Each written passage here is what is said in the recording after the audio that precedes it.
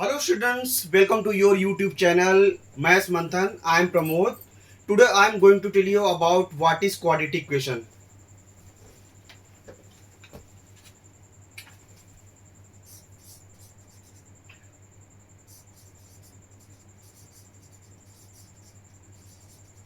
Firstly, we will come to know about quadratic equation.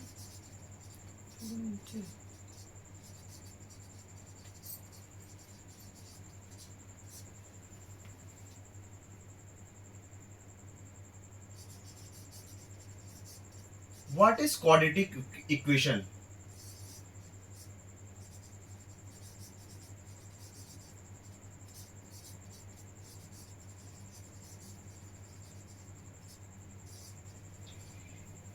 Any equation in the form of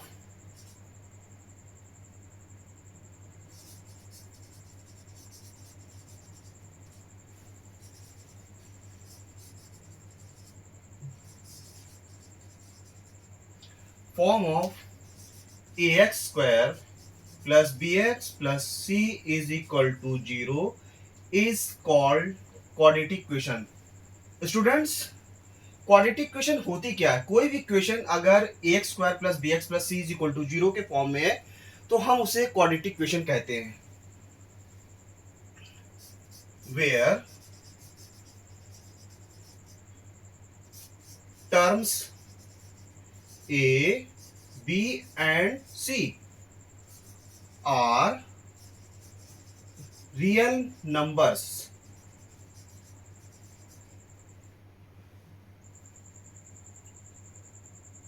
noted that जहां a b c are real number है. noted that the coefficient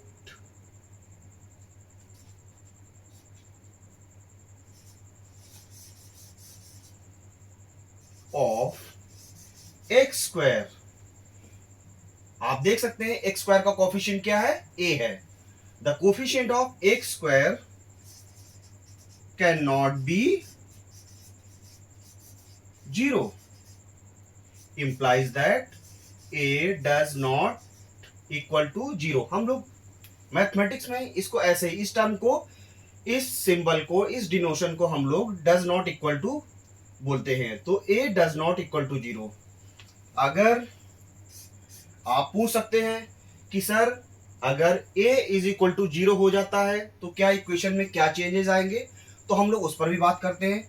अगर हमारा a is equal to 0 होता है तो हमारी पूरी equation का कैरेक्टर चेंज हो जाता है.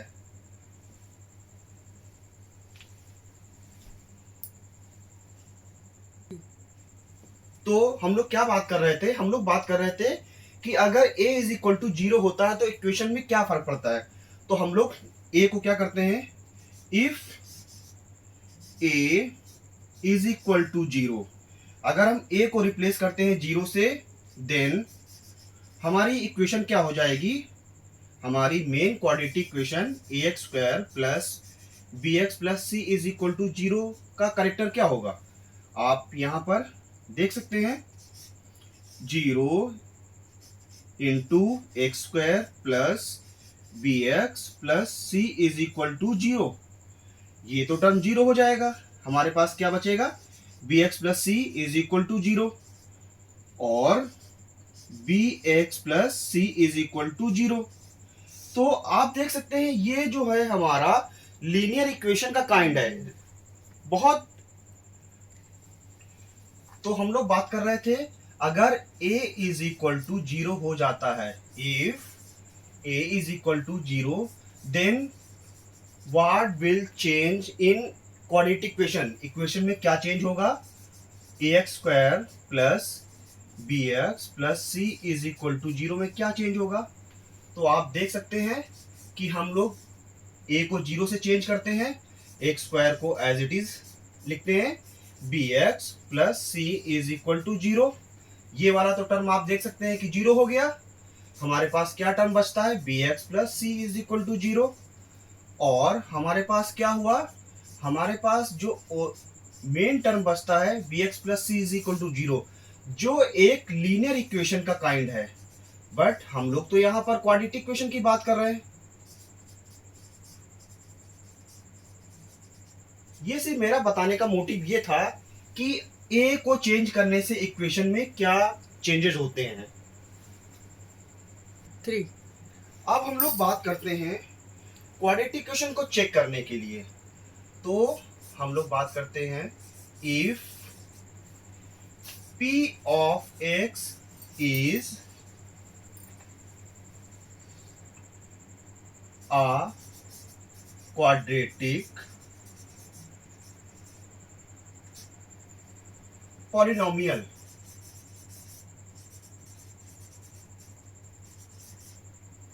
then p of x is equal to 0।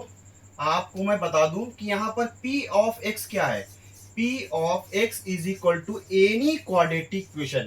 मेरे इस वर्ड को बहुत ध्यान से सुनना है, एनी क्वाड्रेटिक इक्वेशन। जैसे हम लोगों ने स्टार्टिंग में बात की थी कि quadratic equation a square plus B x plus C is equal to 0, तो ये चीज वही रिप्रेजेंट करता है, p of x is equal to 0 और a x square plus B x plus C is equal to 0। इसको हम लोग एक एग्जाम्पल से is called quadratic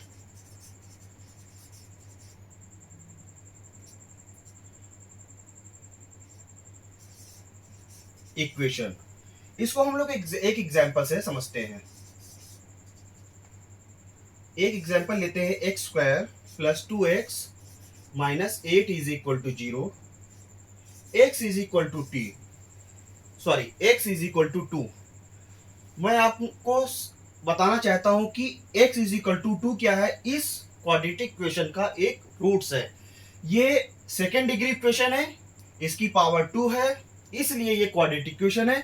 अगर इसकी पावर 2 है तो इसके रूट्स भी 2 होंगे। रिमेंबर, ये चीज बहुत इंपॉर्टेंट है।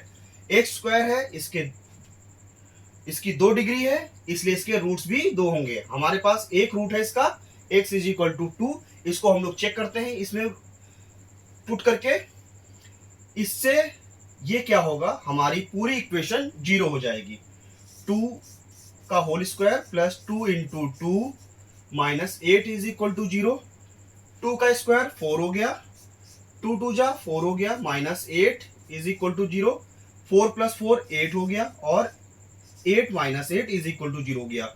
हेंस ये प्रूव्ड हो गया कि ये x इज इक्वल टू 2 जो इस क्वाड्रेटिक इक्वेशन का एक रूट था, इसको इसने सेटिस्फाई किया, यानी कि इस इक्वेशन को 0 किया। 3 स्टूडेंट्स, अब हम बात करते हैं कि क्वाड्रेटिक इक्वेशन को कौन कौन से मेथड से हम लोग सॉल्व कर सकते हैं। तो मैं आपको बताना चाहता हूं कि क्वाड्रेटिक इक्वेशन को सॉल्व करने के 3 डिफरेंट वेज हैं। एक तो पहला फैक्टराइजेशन मेथड, जिसको हम लोग स्प्लिटिंग मिडिल टर्म भी कहते हैं। दूसरा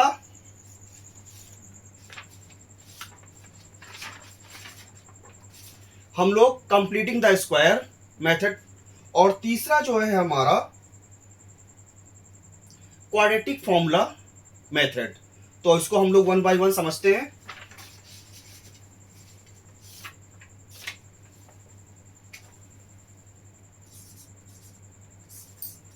सॉल्विंग क्वाड्रेटिक इक्वेशन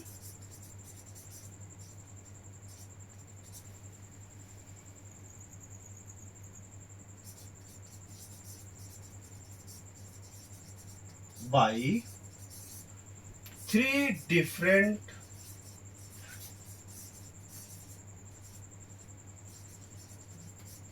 methods.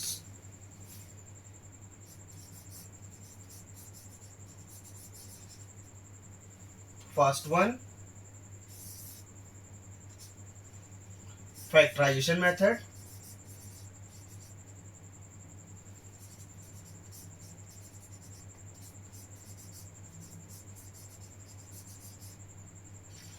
इसमें हम क्या करते हैं, किसी भी क्वाड्रेटिक इक्वेशन को हम फैक्टराइज करते हैं। फॉर एग्जाम्पल हम यहाँ पर आपको एक क्वाड्रेटिक इक्वेशन लिख देते हैं, इसको हम बाद में समझेंगे, पहले हम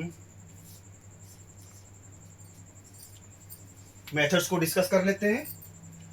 सेकेंड हमारा मेथड है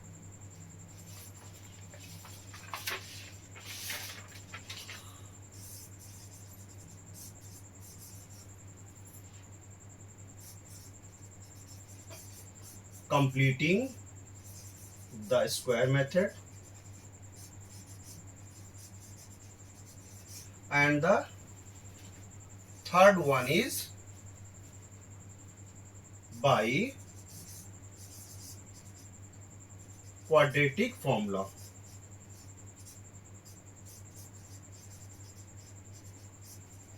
इस मेथड को हम दूसरे नाम से भी जानते हैं, श्री धरा चार मेथड और फॉर्मूला।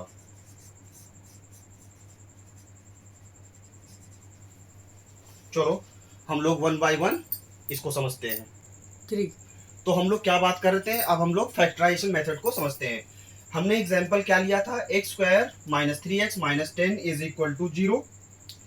हमें क्या करना है फैक्टराइजेशन मेथड में, आप यहां देख सकते हैं कि एक्स स्क्वायर का कोफिशिएंट कितना है, इसको मैं अगले स्टेप में समझाता हूं। 1x square minus 3x minus 10 is equal to 0। आप देख सकते हैं कि एक्स स्क्वायर का कोफिशिएंट कितना है, 1 है। तो हमको क्या करना है, एक्स स्क्वायर का कोफिशिएंट और कांस्टेंट टर्म को आपस में मल्टीप्लाई करना है, यानी कि 1 इंटू 10, 1 इंटू 10 क्या होता है, 10 1 जा 10, 10 होता है। 10 के हमको ऐसे फैक्टर करने हैं, इस तरह से ब्रेक करना है कि उसको प्लस माइनस करने से हमको 3 मिल जाए। तो हम क्या करते हैं, 2 5 जा 10 और 5 1 जा 5। तो हमको 10 के फैक्टर क्या मिलते हैं, 2 एंड 5। तो आप देख सकते हैं 2 5 जा 10 ऐसा फैक्टर जिसको मल्टीप्लाई 3 कर दिया। तो हमको 10 के ऐसे फैक्टर करने हैं जिसको मल्टीप्लाई करने से 10 मिल जाए और ऐड और सब्ट्रैक्ट करने से हमको क्या मिल जाए, 3 मिल जाए। तो आप देख सकते हैं कि 5 से अगर हम 2 को सब्ट्रैक्ट करते हैं तो क्या मिलता है, 3 मिलता है। तो हमारे लिए क्या इसके फैक्टर हो जाएंगे, 2 एंड 5। आप देखेंगे एक्स स्क्वायर माइनस 5x, क्योंकि हमको ये माइनस में चाहिए तो हमको जो बड़ा नंबर है उसको क्या रखना पड़ेगा, माइनस में रखना पड़ेगा। सेकेंड नंबर हमको 2x प्लस में रखना पड़ेगा, माइनस 10 इज इक्वल टू 0। फिर से इस स्टेप को रिपीट करता हूं मैं, 5 को माइनस में रखेंगे क्योंकि हमको माइनस 3 चाहिए। तो माइनस 5 प्लस 2 यानी कि हमको क्या मिलेगा, माइनस 3 मिलेगा। तो माइनस का 5x प्लस का 2x हमको 3x मिलेगा। एंड चलो come to the next step, आगे चलते हैं हम लोग। अब हम लोग क्या करते हैं, इसके हम लोग पेयर्स बना लेते हैं जिसमें से हम कॉमन लेंगे। तो पहले पेयर से आप देख सकते हैं कि हमको क्या कॉमन मिलता है, x मिलता है। दोनों में जो छोटी पावर हो गई हमेशा उसको कॉमन लेते हैं। एक्स स्क्वायर और x में क्या कॉमन है, x कॉमन है। तो हमारे पास क्या बचेगा, इस x से इसमें हम डिवाइड कर देंगे तो क्या मिलेगा हमको, यहाँ पर x मिलेगा। जब हम 5 माइनस के 5x में डिवाइड करेंगे तो क्या मिलेगा हमको, 5 मिलेगा। यहां से हम क्या करेंगे, प्लस का 2 कॉमन ले लेंगे। जब इसको इसमें 2x में डिवाइड करेंगे तो हमको यहाँ पर x मिलेगा, और 10 को जब हम डिवाइड करेंगे तो माइनस का 5 मिलेगा, इज इक्वल टू 0।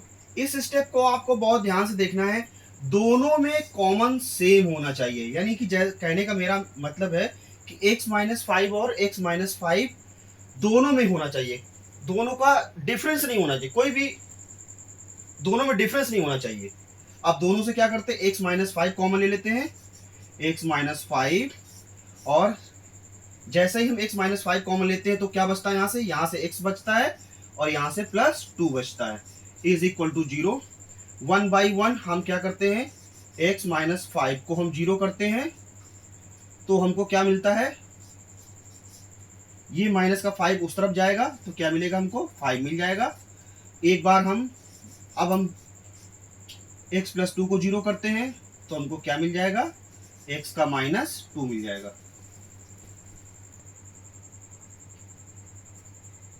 चालू कर दिया। अब हम लोग सेकेंड मेथड सीखते हैं, कंप्लीटिंग द स्क्वायर मेथड।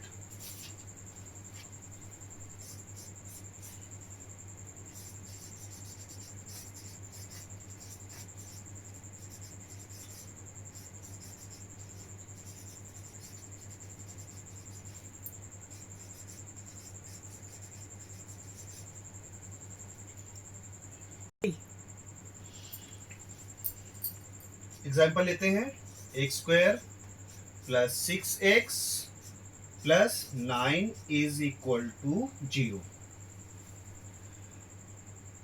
पहले हम क्या करते हैं,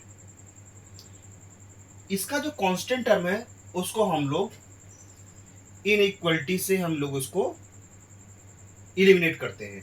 उसके लिए क्या करते हैं, अगर यहाँ पर +9 है तो हम लोग बोथ साइड्स -9 ऐड करते हैं, तो उससे क्या होगा, ये 9 लेफ्ट हैंड साइड से इलिमिनेट हो जाएगा। चलो करते हैं, x² + 6x + 9 -9 = 0 -9। आप देख सकते हैं ये प्लस माइनस का 9 और ये प्लस का 9 ये कैंसिल हो गया। हमारे पास क्या बचता है, x² + 6x = -9।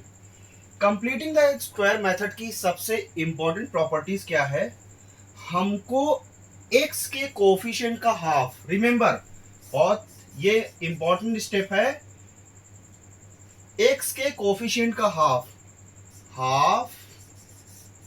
Of coefficient of x। तो यहां पर आप देख सकते हैं x का कोफिशिएंट कितना है, 6 है, तो 6 का हाफ कितना हो जाएगा, 3 हो जाएगा।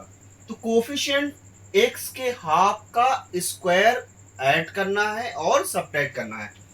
तो हमारे पास 6 का हाफ कितना हो गया, 3 हो गया, और 3 का स्क्वायर क्या होगा, 9। तो हम लोग इस इक्वेशन में वो साइड 9 को हम ऐड कर देंगे, x² + 6x + 9 = -9, और हमने क्या ऐड किया था, प्लस ऐड किया था बोथ साइड्स। तो ये क्या हो जाएगा, x² + 6x + 9 = -9, और +9 ये कैंसिल हो जाएगा, हमको 0 मिलेगा।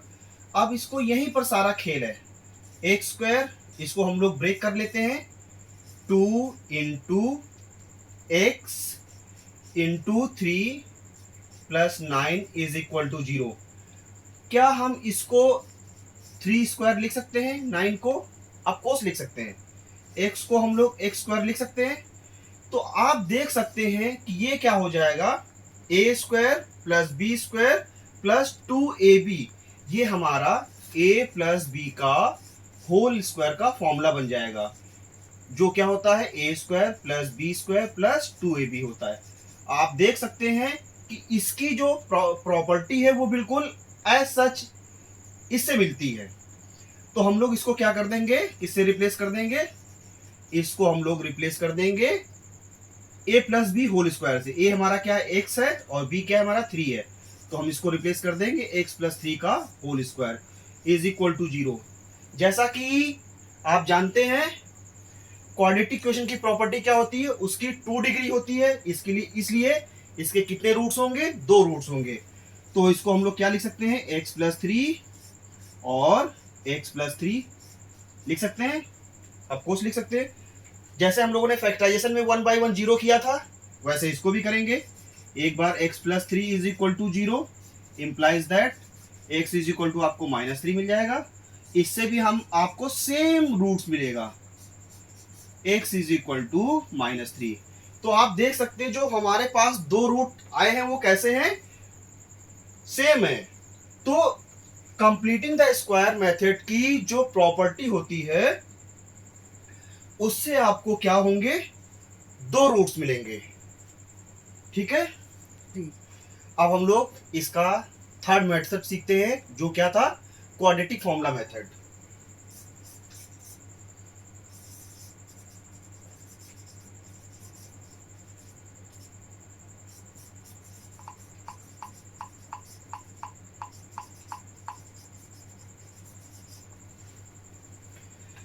तो हमारी क्वाड्रेटिक इक्वेशन क्या होती है, जैसा कि हम सब जानते हैं, a square plus B x plus C is equal to 0। हमारी क्वाड्रेटिक इक्वेशन क्या होती है, a x square plus B x plus C is equal to 0। तो इसका हमारे क्वाड्रेटिक रूट्स का फॉर्मूला क्या होगा, x is equal to minus B plus minus under root B square minus 4ac upon 2a।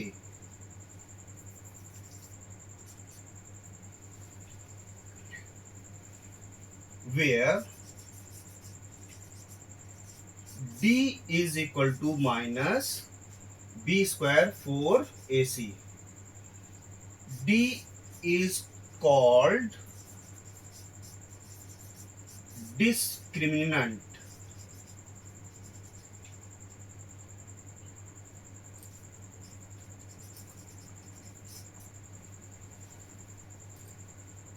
Three. अब हम लोग समझते हैं nature of the roots.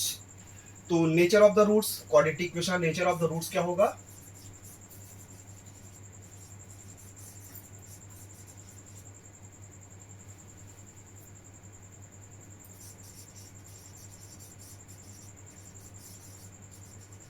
Any quadratic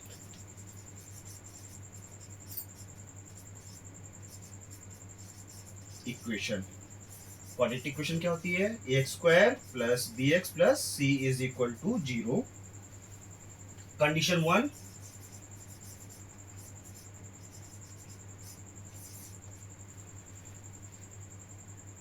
if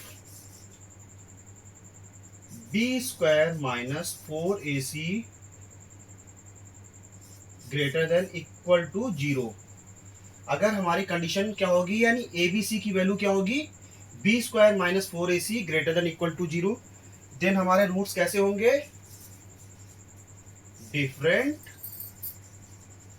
and real. इतनी बात समझ में आ गई। दूसरी कंडीशन,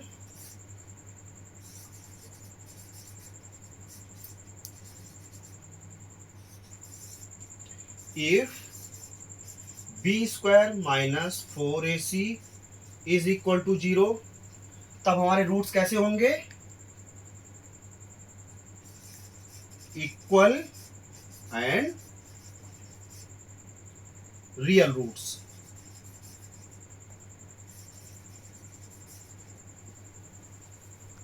थ्री।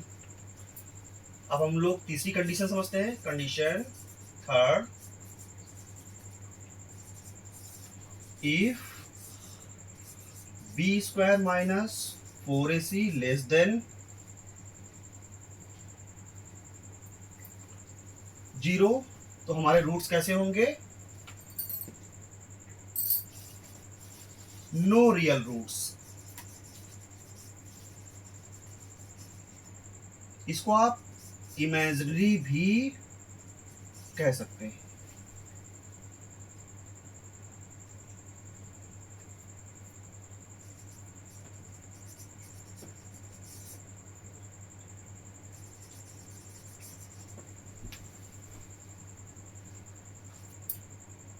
थ्री।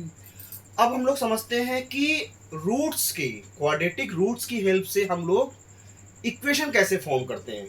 तो उसके लिए हम क्या करते हैं,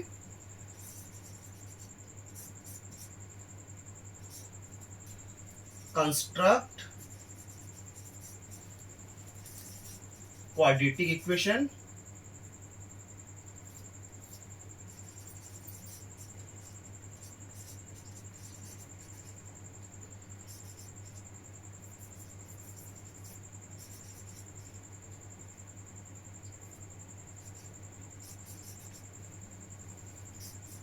with the help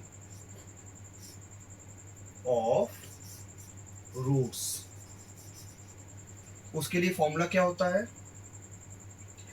x square minus sum of roots bracket close X plus product of roots is equal to 0। इस फॉर्मूला को आपको याद कर लेना है, ये बहुत ही इंपॉर्टेंट फॉर्मूला है। ये हम कब यूज करते हैं कि हमारे पास रूट्स होंगे, 2 रूट्स होंगे, उसका हम लोग सम ऑफ रूट्स फाइंड कर लेंगे और प्रोडक्ट ऑफ रूट्स फाइंड कर लेंगे और उसको हम इस इक्वेशन में पुट कर देंगे तो हमारी ये क्वाड्रेटिक इक्वेशन हमको मिल जाएगी।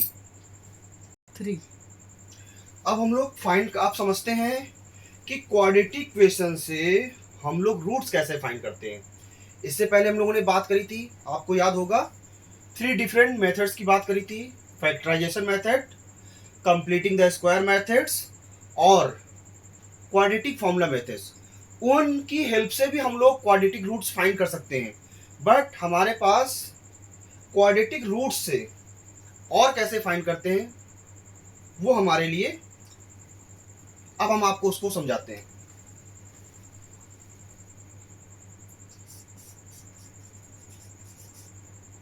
Find quadratic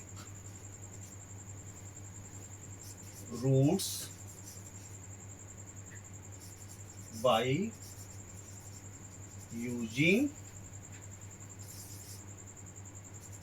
quadratic equation.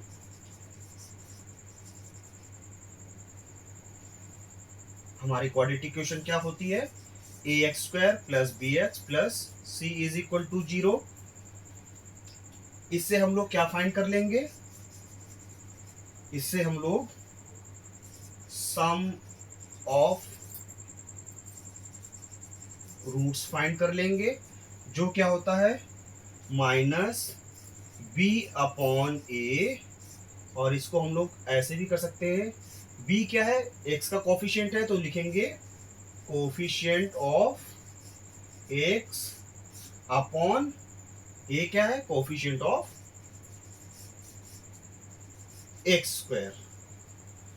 दूसरा, प्रोडक्ट ऑफ रूट्स c/a, जिसको हम लिख सकते हैं constant term upon coefficient of x²। आप पूछ सकते हैं कि सर ये सम ऑफ रूट्स और प्रोडक्ट ऑफ रूट्स फाइंड कर लेंगे तो रूट्स कहाँ पर हैं? तो हम लोग क्या कर लेंगे, सबसे पहले हम लोग सपोज कर लेंगे 2 रूट्स।